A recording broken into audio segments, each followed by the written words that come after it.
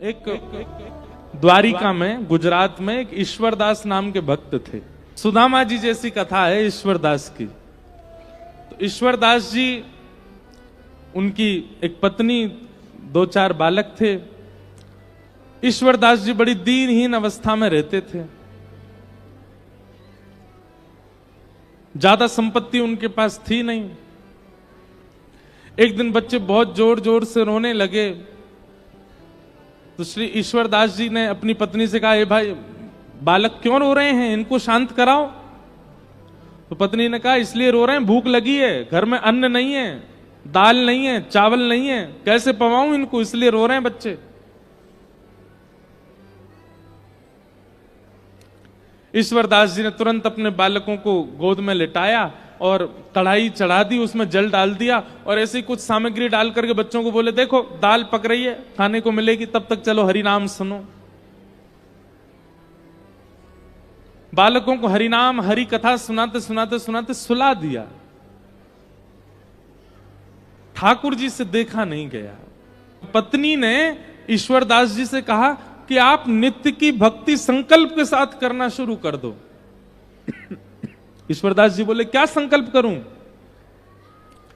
बोले, ठाकुर जी से प्रार्थना किया करो और ठाकुर जी से संकल्प कर दिया करो, हे ठाकुर जी, आप हमको अन्न दीजिए, धन दीजिए, संपत्ति दीजिए, इन सबका दशांश आपकी सेवा में लगाया करूंगा, बाकियों से अपने घर परिवार का पोषण करूंगा। ऐसा संकल्पित होकर के भजन किया करो। भजन कभी संकल्प से नहीं होता। संकल्प से स्वार्थ की चीजें होती हैं, प्रेम नहीं होता। और भजन प्रेम में आता है। इसलिए कई लोग मुझसे यह भी पूछते हैं कि महाराज जी, नाम जप कितना करना चाहिए? अनगिनत, गिनती नहीं होनी चाहिए। जितनी क्षमता है उतना होना चाहिए और क्षमता से अधिक होना चाहिए। जो गिनती करके कर रहे हैं, हमको 11 माला करनी है, 17 माला करनी है, 108 माला करनी है, ठीक है, पर ठाकुर जी को ज्यादा प्रसन्नता नहीं होती होगी आपकी मालाओं से। क्यों? आप गिन करके कर रहे हो। जैसे ये तो वही बात हो गई कि आपने गिन रखा है, महाराज जी हमारे घर आएंगे, हम 2 ही रोटी खिलाएंगे इनको। महाराज जी पहली रोटी, दूसरी रोटी। अब महाराज जी बेचारे भूखे बैठे हैं, आप 2 रोटी खिलाने के बाद हाथ पे हाथ धर के बैठ गए। अब महाराज जी आपको देख रहे हैं, भूख लगी है, कुछ दो की क्षमता है हमारी, इतना ही पाइए बस। अगली बार से क्या होगा, आपके यहां आऊंगा ही नहीं खाने। बोले, भाई 2 ही खिलाता है, भूख ज्यादा लगी हो तो। ठीक वैसे ही ठाकुर जी भी देख लेते हैं, भाई इसकी गिनती है तो 5 माला करनी है, 11 माला करनी है, 108, और ठाकुर जी की इच्छा 200 की हो तो आप 108 के बाद, और 108 ये गिनती से करने वाले लोगों की माला पता कैसे होती है? वो जल्दी जल्दी और करते हैं, इतनी जल्दी करते हैं कि जल्दी से हमारी काउंटिंग पूरी हो। इसका कोई लाभ नहीं है। अनगिनत होनी चाहिए। और एक और बात, क्षमा प्रार्थी है। अगर आपके गुरु ने आज्ञा की है कि इतनी माला करनी है तो उतनी माला करो, गुरु आज्ञा मान करके। उसके बाद आप अपनी क्षमता से करो। जैसे गुरु जी ने आज्ञा दी है कि 11 माला करनी है, पहले आज्ञा का निर्वहन करो, 11 माला कर दो। 11 माला हो जाने के बाद फिर माथे से माला लगा करके अब अपनी क्षमता से करो, कितनी कर सकते हो। आज्ञा का पालन और अपनी क्षमता का निर्वहन। भाई प्रेम प्रस्तुत होना चाहिए ठाकुर जी को, तभी तो प्रसन्न होंगे, गिनती नहीं। संकल्प से भजन नहीं होता, अनुष्ठान होता है। तो ईश्वरदास जी संकल्प नहीं कर रहे थे। पत्नी से कहा, बोले अन्न रोटी मांगूंगा भगवान से भजन करके। अरे भजन करके ठाकुर जी को मांगूंगा, कभी अन्न जल नहीं मांग सकता। चाहे भूखा मर जाऊं, चाहे प्राण निकल जाए, पर अन्न जल रोटी कपड़ा घर मकान ये सब ठाकुर जी से नहीं मांगूंगा। ये तो प्रारब्ध से मिलने वाली वस्तु हैं, इनके लिए ठाकुर जी को क्यों परेशान करूं मैं? ईश्वरदास जी ने अपने पुत्रों को गोद में सुला दिया और ऐसी खाली कढ़ाई अग्नि के ऊपर रख दी ठाकुर जी ने जब ये दृश्य देखा तो देख करके ठाकुर जी सह नहीं पाए, रोक नहीं पाए, प्रकट हो गए। वो शंख चक्र गदा पद्म धारण करके जैसे ही ठाकुर जी प्रकट हुए, ईश्वरदास जी ने प्रणाम किया।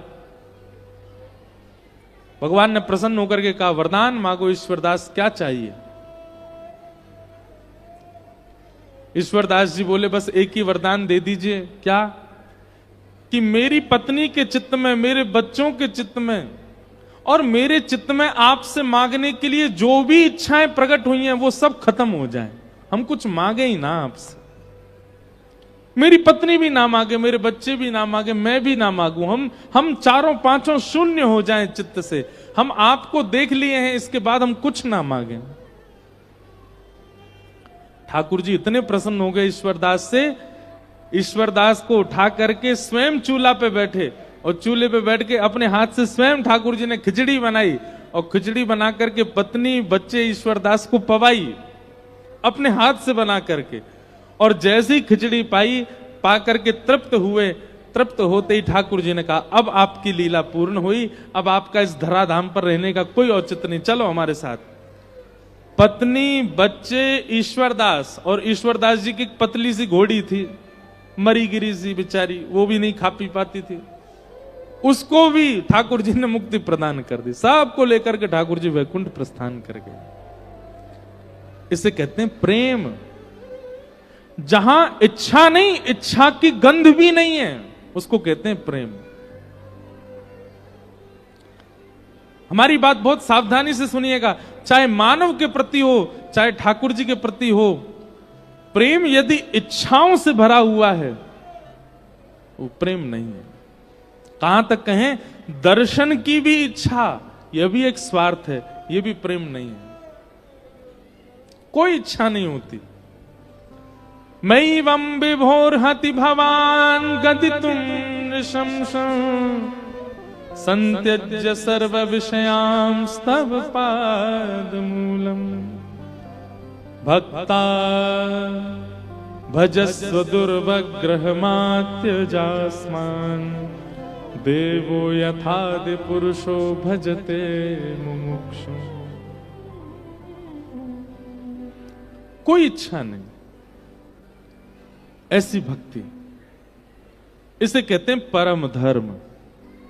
ये परम धर्म भक्ति है, जहां कोई इच्छा नहीं है ठाकुर जी से।